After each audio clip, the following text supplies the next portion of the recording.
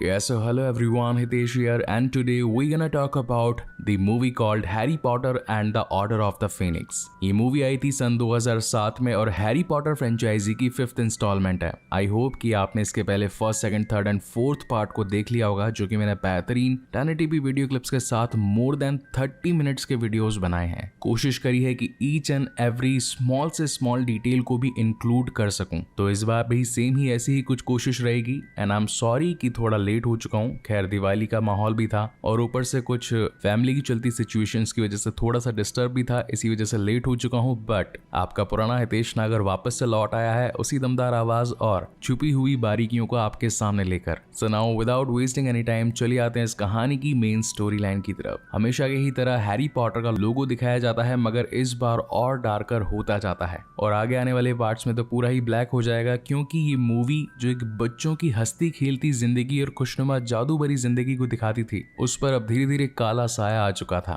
जिसके बाद scene shift होता है लिटिल विंचिंग शहर के प्राइवेट ड्राइव एरिया में, जहां पर हैरी डजलीज के साथ रहा करता था। यहाँ पर डडली डजली अपने फ्रेंड्स के साथ में हैरी को बुरा भला कहने लगता है और बोलता है कि तुम बहुत बुरे हो और हमारे घर से निकल जाओ, मगर हैरी का उस पर कोई भी असर नहीं हो रहा था। इनफैक्ट वो तो डजली और उसके दोस्तों को नजरअंदाज करने लगता है, मगर तभी भरी गर्मियों में धीरे धीरे सर्दी का बढ़ना शुरू हो जाता है। हैरी इस बात को समझ जाता है कि यहाँ पर डिमेंटर्स यानी कि तमपिशाच पहुंच चुके हैं और वो डजली को एक सेफ प्लेस तक पहुंचाने की कोशिश करता है। ये दोनों भागते भागते एक टनल के नीचे पहुंचते हैं, मगर फिर भी यहाँ पर तमपिशाच आकर इन दोनों पर ही हमला कर देते हैं। अब हैरी को उनसे बचने का एक मंत्र आता था, जो कि बड़ा फेमस मंत्र पेट्रोनम चार्म यानी कि पितृदेव संरक्षणम था। तो उसकी मदद से हैरी उन दोनों डिमेंटर्स यानी कि तमपिशाचों को वहां से भगा देता है, मगर इसी बीच डजली की हालत बहुत ही ज्यादा खराब हो जाती है। तभी वहां पर मिसेस फिग पहुंचती है, जिसे कि डंबलडोर ने हायर किया था ताकि वो हैरी पर नजर बनाए रखे। अब ये तीनों कैसे तैसे करके घर पर पहुंचते हैं, जहां पर हम वर्नन और आंट पेटोनिया को देख पाते हैं, जो कि अपने बेटे की ऐसी खराब हालत को देखकर हैरी को दोषी मानने लगते हैं। हैरी उन्हें पूरी बात समझाता है कि तभी वहां पर एक बोलता भूपू पहुंच जाता है, जो कि जादू मंत्रालय की तरफ से था और इसमें यह बताया जाता है कि हैरी ने अपनी नाबालिग जादूगरी का इस्तेमाल किया, वो भी मगलुओं के सामने, इसलिए उसे स्कूल से बर्खास्त किया जाता है। जिस पर अंकल वर्नन हंसने लगते हैं और कहते हैं कि स्कूल ने तो तुम्हें निकाल ही दिया है और अब मैं भी घर से निकाल दूंगा। लेकिन इस वक्त ये मुद्दा नहीं था। इस वक्त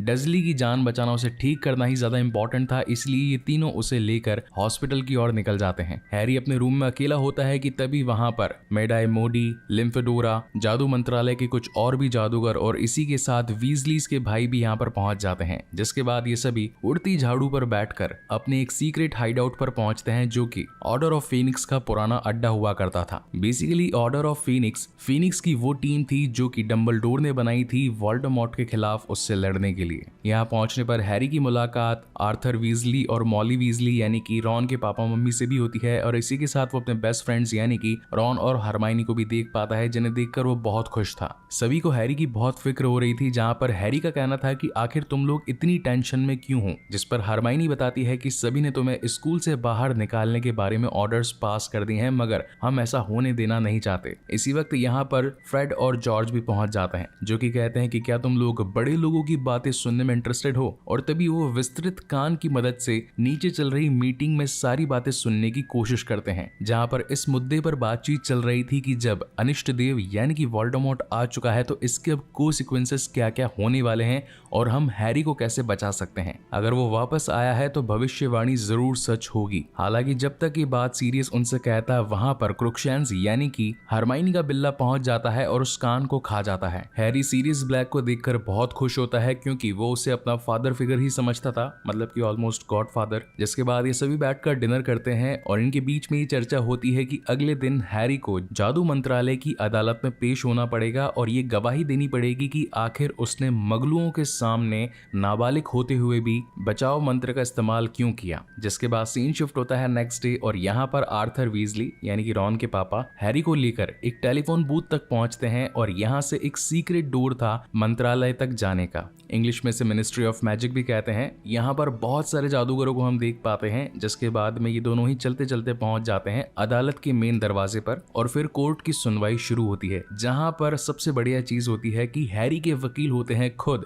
एल्बस वुल्फ्रिक ब्रायन डंबलडोर। जुर्म ये था कि उसने नाबालिग जादूगरों की हदों को लांघा है, लेकिन बचाव में डंबलडोर बताते हैं कि अगर जान पर बन आए तो नाबालिग भी बचाव मंत्र का इस्तेमाल कर सकता है। और इस बात की और पुष्टि करने के लिए मैं यहाँ पर मिसेस फिग को बुलाना चाहता हूँ, जहाँ पर मिसेस फिग की भी गवाही होती है और वो बताती है कि दो बड़े बड़े काले साए जैसे दिखने वाले दुश्मन आकर इन बच्चों पर हमला कर बैठे, जिसके बाद हैरी ने अपने जादू से उन्हें भगा दिया। और अब तो वहां पर जितने भी जज ये जूरी मेंबर्स बैठे थे उन सभी के सामने बात क्लियर हो चुकी थी कि हैरी ने जानबूझकर मगलू के सामने वो जादू नहीं किया। मगर फिर भी कॉर्नेलियस फज के कहने पर इन सभी के बीच में वोटिंग होती है और हैरी के ऊपर मतलब जो भी उसे जेल पहुंचाना चाहते हैं वो पहले हाथ खड़ा करें और जो नहीं पहुंचाना चाहते वो बाद में हाथ खड़ा करें, जिसमें काफी सारे हाथ हैरी को बचाने के लिए उठते हैं और ये मुद्दा यहीं पर खत्म हो जाता है। इसी के साथ हम इस पूरी कहानी की मेन विलन यानी कि डॉलरेस अम्बरिज को भी देख पाते हैं, जो कि इस वक्त हैरी के खिलाफ थी। खैर इस केस को जीत जाने के बाद में डंबलडोर जो कि भाई स्कूल के हेडमास्टर है तो वो अपने स्कूल निकल जाते हैं और हैरी को अपने दोस्तों यानी कि मेडाई मोडी और सीरियस के साथ में चुपचाप से हॉगवर्ट्स एक्सप्रेस तक पहुंचना था। लेकिन जाने से पहले सीरियस उसे एक फोटो देता है जिसके अंदर पुरानी वाली फीनिक्स की फौज की सभी मेंबर्स मौजूद थे। यहाँ पर हैरी अपने माता पिता यानी कि जेम्स और लिली पॉटर को भी देख पाता है। इसी के साथ नेविल लॉन्गबॉटम के पेरेंट्स भी थे और ऐसे काफी सारे जादूगर थे जो कि वोल्डेमॉर्ट के खिलाफ थे। हैरी इस तस्वीर को अपने पास रखकर वहां से निकल जाता है, लेकिन रास्ते में आगे जाते वक्त उसे वोल्डेमॉर्ट के कुछ विजन्स आने लगते हैं और उसे ऐसा महसूस होने लगता है कि कहीं ना कहीं ये दोनों ही शख्सियत यानी कि हैरी और वोल्डेमॉर्ट एक हो रहे हैं। और अब धीरे धीरे करके हैरी का गुस्सा भी बढ़ने लगा था, जिसके बाद वही अपनी पुरानी हॉगवर्ट्स एक्सप्रेस पहुंचा देती है इन सभी बच्चों को इनकी मंजिल तक यानी कि हॉगवर्ट्स तक, जहां पर आने के बाद में इस बार ये लोग जाने वाले थे तांगे की मदद से अपने स्कूल में। पता है हैरी पॉटर मूवीज की बेस्ट बात क्या लगती है मुझे, जब भी ये बच्चे कभी भी पहुंचते अपने स्कूल के यहाँ पर तो कभी नाव के थ्रू जाते हैं, तो कभी किसी बग्गी में जाते हैं, तो कभी उड़ती झाड़ू का सहारा लेते हैं, तो हम लोग एक जो पॉटर हेड्स हैं एक अलग ही फिक्शनल वर्ल्ड में पहुंच जाते हैं। खैर यहाँ पर इस बार कहानी में एक नई कैरेक्टर भी इंट्रोड्यूस होती है जिसका नाम होता है लूना लवगुड। अब बाकी के जितने भी बच्चे होते हैं वो ही देख पाते हैं कि ये बग्गी खुद ब खुद चल रही है, मतलब तांगा जो है आगे कोई घोड़ा वोड़ा नहीं लगा हुआ है और ये डायरेक्टली चल रही है। मगर हैरी उन घोड़ों को देख पाता है। इस मूवी में इनका नाम रखा गया है नार्कल्स। लूना बताती है कि मैं भी इन्हें देख सकती हूँ। जिसके बाद ये सब ग्रेट हॉल में पहुंचते हैं। सभी का एज यूजुअल हर बार की तरह साल के पहले दिन पर स्वागत किया जाता है। अच्छा खासा डिनर होता है और यहाँ पर एज यूजुअल हमेशा की तरह हेडमास्टर डंबलडोर एक स्पीच देते हैं और बताते हैं कि इस बार स्कूल में 2 चेंजेस किए गए हैं। पहला तो ये है कि हैग्रिड जो कि कुछ टाइम के लिए स्कूल से बाहर किसी काम के लिए गए हैं तो कुछ टाइम के लिए आपकी क्लासेस को डिले कर दिया जाएगा। वहीं दूसरा चेंजमेंट ये था कि इस बार गुप्त कलाओं से रक्षा की नई टीचर आ चुकी थी जो कि होती है डॉलरेस अम्बरिज। हैरी हरमाइनी को बताता है कि उसने डॉलरेस अम्बरिज को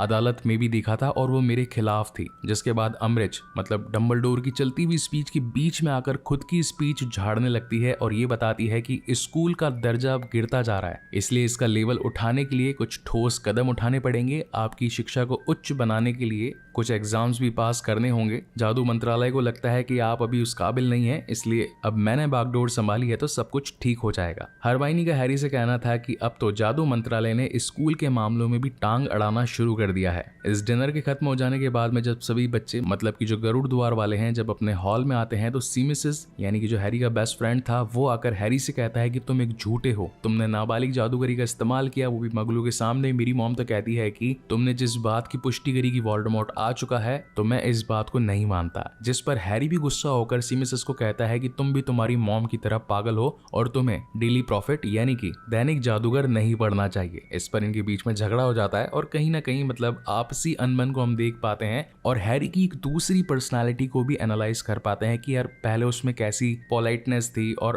अब जो है वो धीरे धीरे थोड़ा सा एग्रेसिव होता जा रहा है। सीन शिफ्ट होता है नेक्स्ट डे और आज क्लास थी गुप्त कलाओं से रक्षा की, जहां पर इनकी मेन टीचर यानी कि डॉलरेस अम्बरिज क्लास में प्रवेश करती है और बताती है कि अब हम जादू को प्रैक्टिकल नहीं बल्कि थ्योरेटिकल तरीके से सीखेंगे और तुम्हें यानी कि जितने भी स्टूडेंट्स हैं आप सभी को सदा जब का एक एग्जाम पास करना होगा। हरमाइनी कहती है कि अगर हम जादू नहीं सीखेंगे, बचाव मंत्र अगर काम में नहीं लाएंगे तो फिर जादूगरी का मतलब ही क्या हुआ, जिस पर बाहर से आने वाले खतरे भी तो हैं, उनसे हम अपने आप को कैसे प्रोटेक्ट करेंगे। जिस पर डॉलरस का कहना था कि देखो बाहर कोई खतरा है ही नहीं, तो फिर बाहर से जादू वगैरह सीखने की जरूरत भी नहीं है, थ्योरेटिकल चीजों पर ध्यान दो और ज्यादा बातें मत करो। जिस पर गुस्से में आया हैरी कहता है कि वोल्डेमॉर्ट वापस आ चुका है, हमें उससे लड़ने के लिए आपस में एक दूसरे को तैयार करना पड़ेगा, अगर जादू नहीं सीखेंगे तो काम कैसे चलेगा। जिस पर उसको आ जाता है गुस्सा और वो कहती है कि मुझे आकर मेरे रूम में मिलो। ठीक है भाई। थोड़ी देर बाद में हैरी पहुंचता है डॉलरस अम्ब्रिज के रूम में, जहां पर बहुत सारी प्लेट्स होती हैं और उनमें हम बिल्लियों की तस्वीरें देख पाते हैं। अम्ब्रिज हैरी पर गुस्साई हुई थी और वो कहती है कि इस पेपर पर लिखो कि मुझे झूठ नहीं बोलना चाहिए। इंग्लिश में होता है I must not tell lie. अब बेचारा हैरी जिस पेपर पर इंक से मतलब पेन से लिख रहा होता है, वही सारी चीजें उसी के खून से उसी के हाथ पर छपती जाती है, यानी कि जैसे सुई गड़ो देते हैं वैसा। हैरी इस बात को जान चुका था कि अम्ब्रिज ये सब कुछ अपने जादू से कर रही है, मगर जानबूझकर वो उस पर कोई उंगली नहीं उठाता, क्योंकि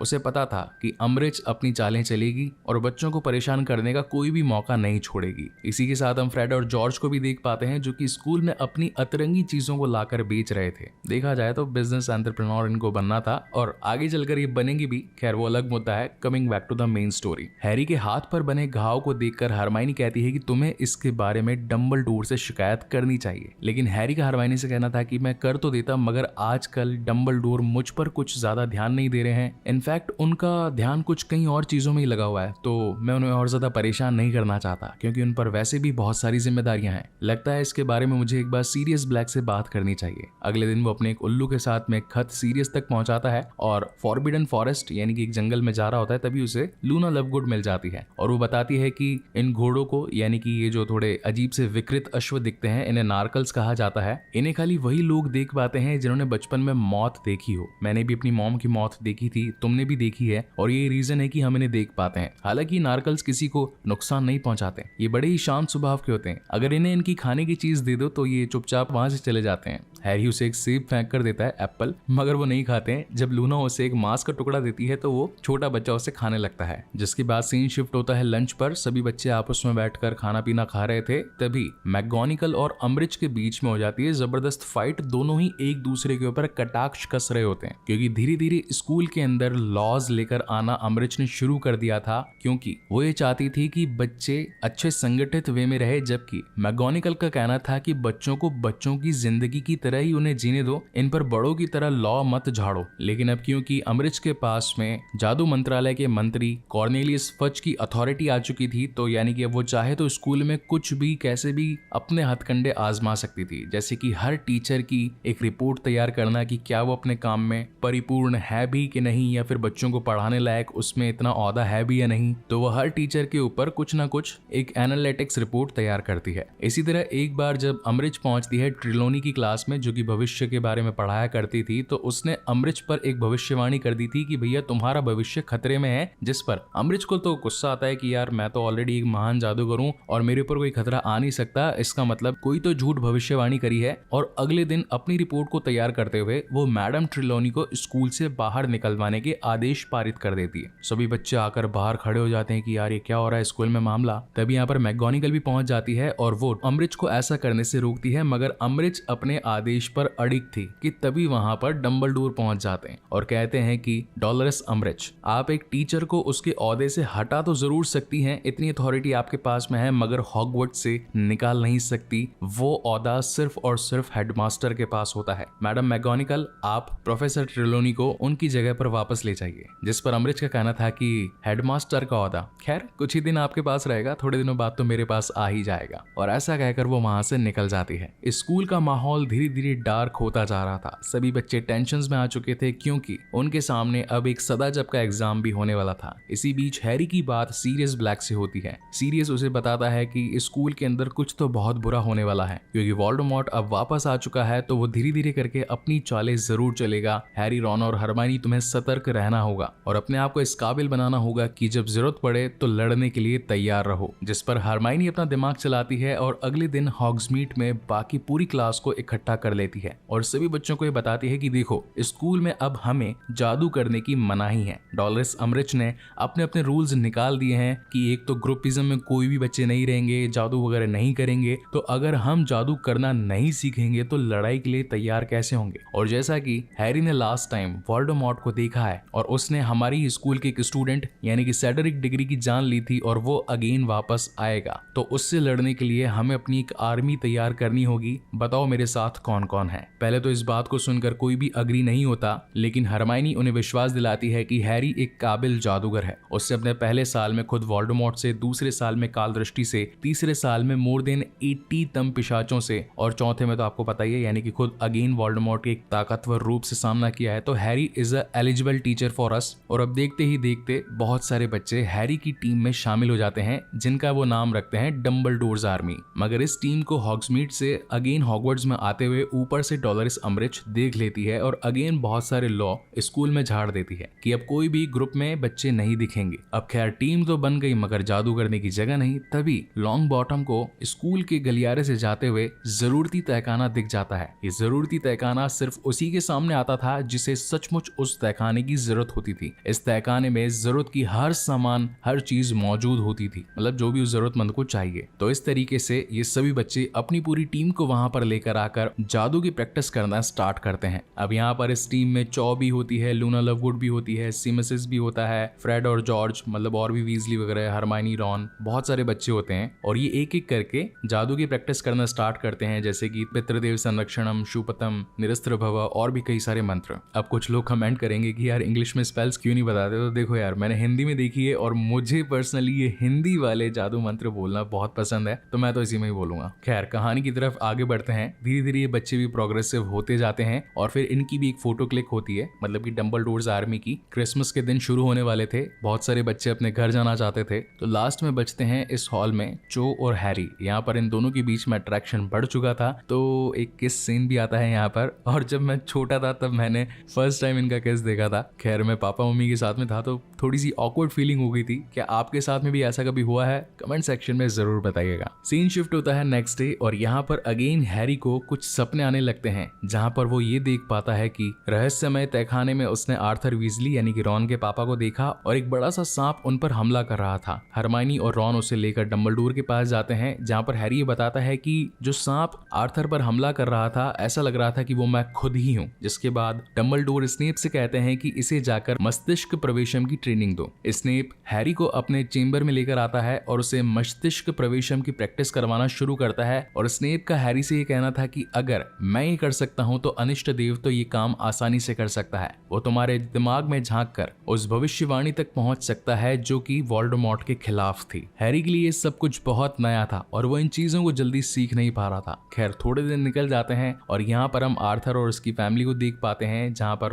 मतलब हालत तो यार अंकल की बहुत खराब थी। सांप ने बहुत कूटा था अंकल को, ये जानने के लिए कि आखिर वो भविष्य कथन कहाँ पर है। भविष्य कथन मतलब इंग्लिश में प्रोफेसी होती है, भविष्यवाणी भी कह सकते हैं इसे। क्रिसमस के दिनों पर पूरी फैमिली साथ में बैठी थी। हैरी भी यहाँ पर पहुंच जाता है। अब ये जो सीक्रेट बेस था ये होता बेसिकली सीरियस ब्लैक का घर है, मतलब बाकी मेंबर्स तो नहीं है क्योंकि पुराना टाइम हो गया, मर आ गए। जहाँ पर अगेन हैरी की मुलाकात ब्लैक से होती है और इस बार सीरियस ब्लैक हैरी को अपना एक फैमिली ट्री दिखाता है और बताता है कि हमारी फैमिली अपने आप को शुद्ध खून माना करती थी और जो भी फैमिली से चला जाता या मारा जाता तो यहाँ पर उसकी फोटो काली हो जाती है, मतलब जल जाती है। इसी फोटो में मतलब इस फैमिली ट्री में हम देख पाते हैं बेलाट्रिक्स लेस्ट्रेंज को, जो कि होती है सीरियस ब्लैक की सिस्टर, मगर अब वो मिल चुकी होती है वोल्डेमॉर्ट से और इस वक्त अपनी सजा काट रही होती है एज़्काबान में। इसी के साथ हम इस मूवी में एक और क्रीचर को देख पाते हैं, मतलब नाम भी क्रीचर और जाति से भी क्रीचर। एक हाउस एल्फ होता है डॉबी की जैसा। देखा जाए तो शुद्ध खून वालों के पास में एक क्रीचर ऐसा होता ही है, जैसे कि लूसियस के पास में था डॉबी और सीरियस ब्लैक के पास में था क्रीचर। मगर हैरी को देखकर वो कुछ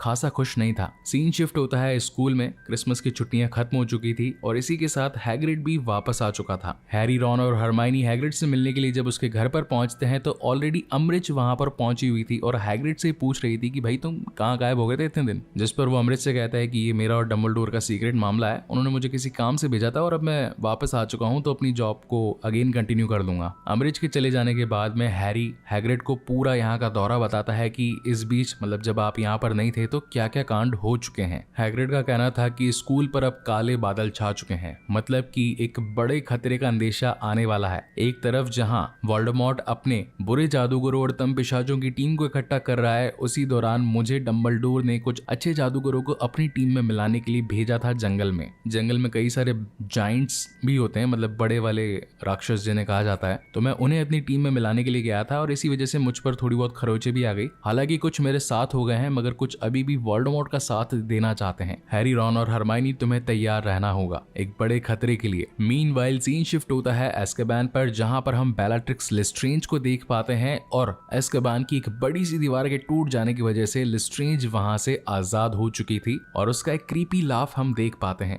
ये बात अब अखबार में भी छप चुकी थी और कॉर्नेलियस फज को लगता है कि अपनी बहन यानी कि लिस्ट्रेंज को छुड़वाने के पीछे सीरियस ब्लैक का हाथ है, क्योंकि वो भी कभी एस्केबान में ही था। ये बात अब तो सब बच्चों तक भी पहुंच जाती है और सभी बच्चे अपनी प्रैक्टिस को और एनहेंस्ड करने में लग जाते हैं कि कैसे दुश्मनों का सामना किया जाए। मतलब अब यार CGI विजर्ड वर्ल्ड से है तो टॉप नॉच VFX तो देखने को मिलेंगे ही। 2007 की होते हुए मूवी भी यार काफी अच्छे VFX थे इसके, लेकिन यहाँ हो जाती है गड़बड़, क्योंकि डॉलरिस अम्ब्रिज इन सभी को रंगे हाथ पकड़ लेती है चो की मदद से, जिसके बाद इन सभी बच्चों को लेकर आया जाता है डंबलडोर के कमरे में और इनफैक्ट उनको अब वो लिस्ट भी मिल चुकी थी जिनमें सभी बच्चों के नाम शामिल थे। अब यार डंबलडोर अच्छा आदमी वो डॉलरिस को कहते हैं कि भैया इस टीम को बनाने के आदेश मैंने ही दिए थे, जिस पर कॉर्नेलियस फज कहता है कि तुम जो है बच्चों को इलीगल तरीके से जादू करना सिखवा रहे हो तो तुम्हें तो जेल में डालना ही पड़ेगा, जिस पर डंबलडोर का कहना था कि मेरा भी जेल जाने का मन नहीं है और वो अपने फीनिक्स पंछी को बुलाकर एक जादू की मदद से गायब हो जाते हैं, जहां पर उनके साथियों का कहना था कि यार डंबलडोर का स्टाइल तो टॉप नॉच है। अब जहां एक तरफ स्कूल से हेडमास्टर गायब हो चुके थे तो कॉर्नेलियस फज यानी कि जादू मंत्रालय के मंत्री अब डॉलरिस अम्ब्रिज को ही स्कूल का नया हेडमास्टर बना देते हैं। अब हेडमास्टर बनने के साथ ही अम्ब्रिज जो है पूरे स्कूल पर तानाशाह की तरह अपने अपने रूल्स झाड़ने लगती है और अब बारी आ चुकी थी सदाचब के एग्जाम की। सभी बच्चे काफी टेंशन में थे कि यार अब एग्जाम में हम लोग लिखेंगे क्या। खैर एक एग्जाम हो चुका था और अब एक और बाकी था, मतलब हाफ ईयरली और ईयरली एग्जाम कह सकते हैं इसे। सभी बच्चे ऑलरेडी टेंशन में तो थे ही, इसी के साथ हैग्रिड उन्हें बुलाकर कहता है कि मैं तुम्हें किसी से मिलवाना चाहता हूँ, जिसके बाद ये सभी जंगल में पहुंचते हैं और यहाँ हैग्रिड इन तीनों बच्चों की मुलाकात अपने छोटे भाई, मतलब था तो छोटा भाई लेकिन साइज में बहुत बड़ा था, इसका नाम होता है ग्रॉप। ये एक जाइंट होता है, सोचने समझने की बुद्धि 0 होती है मगर शरीर बहुत ही ताकतवर। हैरी, रॉन और हरमाइनी ग्रॉप को देखकर डर जाते हैं। इनफैक्ट ग्रॉप उठा लेता है हरमाइनी को, मगर हरमाइनी उसे कहती है कि मुझे नीचे रखो। अब भले ही ताकत में ग्रॉप बहुत ज्यादा शक्तिशाली हो मगर बुद्धि में थोड़ा छोटा होता है और वो हरमाइनी की बात भी मान जाता है। हैग्रिड का इन तीनों से कहना था कि देखो एक बड़ी जंग छिड़ने वाली है, उस जंग में मुझे भी शामिल होना पड़ेगा और हो भी सकता है कि मेरी जान चली जाए। अगर मुझे कुछ हो जाता है तो मैं चाहता हूँ कि तुम तीनों मेरे भाई की जिम्मेदारी ले लो, जिस पर ये तीनों ही दोस्त अग्री हो जाते हैं। इन बिटवीन हैरी की क्लास चलती रहती है मस्तिष्क प्रवेशम की, जहां पर स्नेप बार बार उसके दिमाग में घुसकर उसे मजबूत करने की कोशिश करने लगता है, मगर इस बीच वो हैरी की कुछ ऐसी यादों को ट्रिगर कर देता है जिससे कि हैरी को गुस्सा आता है। तो इस बार क्या करता है, हैरी उसी पर उलटवार कर देता है, मतलब स्नेप के दिमाग में प्रवेश कर लेता है और उसकी सबसे बुरी यादों को झांकता है, जहां पर हम व्यूअर्स स्नेप के बचपन को देख पाते हैं जब जेम्स पॉटर बदमाशी करता था स्नेप के साथ में, उसे उल्टा लटका देता था, कपड़े खोल देता था। लिली पॉटर जिससे स्नेप प्यार किया करता था उसे भी अपने पास ले गया, मतलब जेम्स पॉटर बचपन में खुराफाती आदमी था और स्नेप और लिली की जो लव स्टोरी थी वो कभी कंप्लीट हो ही नहीं पाई। इस वजह से स्नेप को गुस्सा आ जाता है और वो हैरी को कहता है कि तुम्हें जितना सीखना था तुमने सीख लिया और आज से चलते बनो। नेक्स्ट डे बच्चों का सदाजब का एग्जाम होता है। फ्रेड और जॉर्ज समझ चुके थे कि भैया हमारा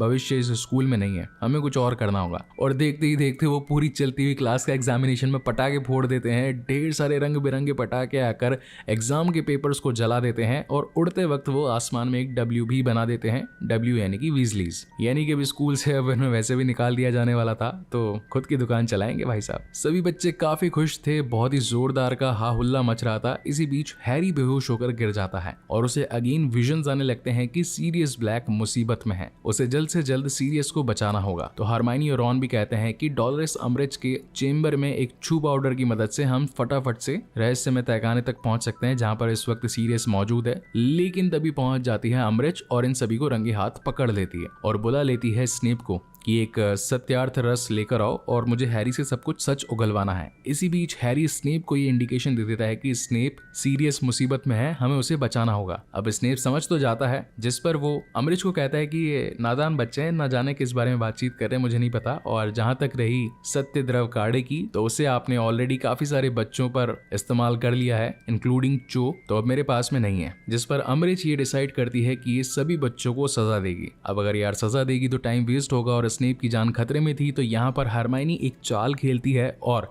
अम्बरिज को कहती है कि हम सभी डम्बलडोर के सबसे बड़े हथियार को लेने जा रहे थे। अब डॉलर्स तो थी ही हेडमास्टर डम्बलडोर के खिलाफ, तो वो हरमाइनी से कहती है कि मुझे वो हथियार दिखाओ जहाँ पर वो मौजूद है। तो ये तीनों इनको लेकर पहुंच जाते हैं उसी जंगल में जहाँ पर ग्रॉप मौजूद था, मगर इस वक्त ग्रॉप वहां पर नहीं था। अम्बरिज भी समझ चुकी थी कि हरमाइनी ने जानबूझकर उसका ध्यान भटकाया और यहाँ पर उसे ले आई, इसलिए अम्बरिज अब इन तीनों बच्चों को अपने जादू से निरस्त करने वाली थी कि तभी यहाँ पर बहुत सारे अश्वमानव पहुंच जाते हैं। अम्बरिज जो कि अपने आप को शुद्ध खून मानती थी और इन सभी को बहुत ही छोटा और नीच तुच्छ जानवर मानती थी, तो वो इनकी बेइज्जती करने लगती है, जिस पर अश्वमानवों को आ जाता है गुस्सा। अब वो तो होते तादाद में ज्यादा, तो वो उठा करके ले जाते हैं अम्बरिज को और मार कुटाई होगी अब उसके साथ में। इसी के साथ हैरी, रॉन और हरमाइनी बच जाते हैं। वहीं पर उन्हें उनके दोस्त भी मिल जाते हैं जिनमें लॉन्ग बॉटम, लूना लवगुड और जिनी वीजली भी शामिल होती है। मगर पॉइंट ये था कि अब वहां तक पहुंचा कैसे जाए, मतलब रहस्यमय तहखाने तक पहुंचा कैसे जाए जहां पर सीरियस की हालत बहुत ज्यादा सीरियस है। तो ये सभी इस्तेमाल करते हैं नार्कल्स को, मतलब वो घोड़े जो दिखाई नहीं पड़ते। हालांकि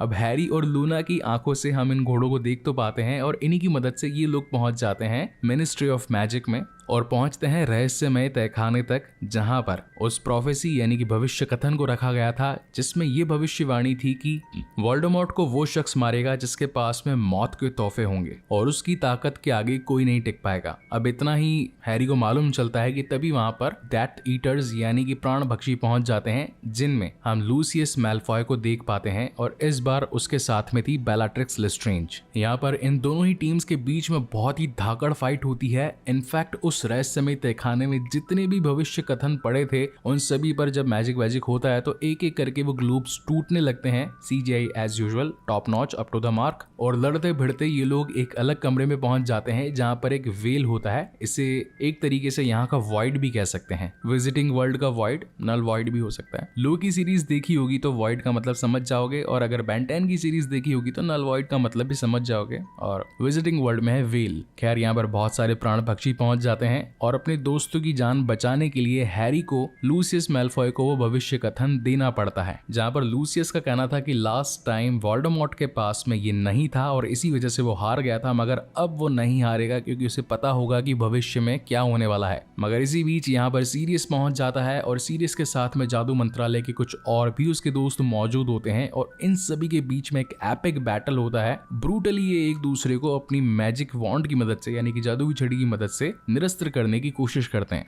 मगर इसी बीच सीरियस पर हो जाता है तक्षम मरणासम यानी कि मृत्युदायिनी श्राप और वो बेचारा वेल में ही गिरकर मारा जाता है। हैरी ये सब कुछ देखकर अपने आप को संभाल नहीं पाता। ल्यूपिन आकर उसे हौसला देने की कोशिश करता है। अभी कांड जो किया था वो किया था उसी की बहन बेलाट्रिक्स लेस्ट्रेंज ने, तो हैरी उसे जान से मारने के लिए उसके पीछे पीछे भागता है, मगर ये उसकी एक चाल थी क्योंकि यहाँ पर इस वक्त मौजूद होता है खुद वोल्डेमॉर्ट और वो हैरी को मारने के लिए आगे बढ़ता है। अब मारने से पहले यहाँ पर एक छोटी सी कॉन्वर्सेशन होती है। वो हैरी से कहता है कि तुम भी मेरी तरह हो, तुम्हारे अंदर मेरा ही एक अंश है। बेलाट्रिक्स लेस्ट्रेंज ने तुम्हारे गॉडफादर यानी कि सीरियस को मारा, तो क्यों ना तुम भी उसे मारकर अपना बदला पूरा कर लो। मगर हैरी ऐसा करना नहीं चाहता था और वो वोल्डेमॉर्ट से लड़ने की कोशिश करता है, मगर बार बार हारता जाता है। मतलब यार वोल्डेमॉर्ट के सामने कैसे टिकेगा फिलहाल के लिए। तो यहाँ पर उसकी हेल्प करने के लिए पहुंच जाते हैं एल्बस डम्बलडोर और यहाँ पर फिर होता है एक दमदार मुकाबला। दोनों अपनी अपनी छड़ियों की मदद से अलग अलग जादू करते हैं, कभी पिंक, ग्रीन, ब्लू, रेड। कभी पानी की मदद से जादू होता है तो कभी आंख की मदद से।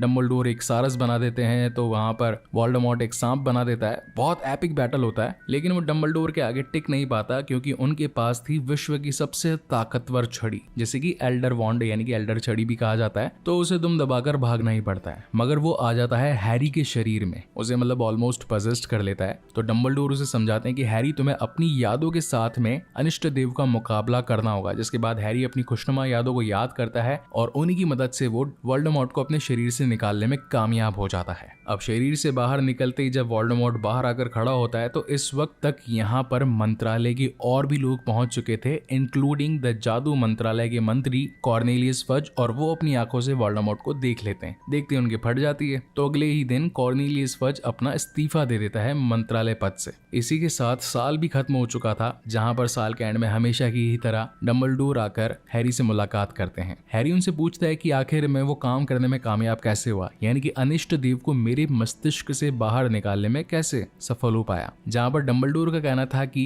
प्यार की ताकत सभी ताकतों में सबसे ज्यादा बड़ी होती है और तुमने उस वक्त उसी ताकत का इस्तेमाल किया था। इस कॉन्वर्सेशन के खत्म हो जाने के बाद में ये सभी तैयार थे अपने अपने घर जाने के लिए, जहाँ पर हॉगवर्ट्स एक्सप्रेस इनका इंतजार कर रही थी। सेम क्वेश्चन हैरी से, रॉन और हरमाइनी का भी था, जहाँ पर हैरी का कहना था कि मेरे प्यार की ताकत मेरे दोस्तों के साथ है और मैं अपने दोस्तों से बहुत प्यार करता हूँ। और इसी के साथ ये शानदार तगड़ी मूवी यहीं पर खत्म होती है। इसका 6th पार्ट जो कि है Harry Potter and the half blood Prince, one of my favourite part जो कि मैं आगे लाने वाला हूँ। सो तब तक के लिए keep watching and stay safe. मिलते हैं अगले वीडियो में।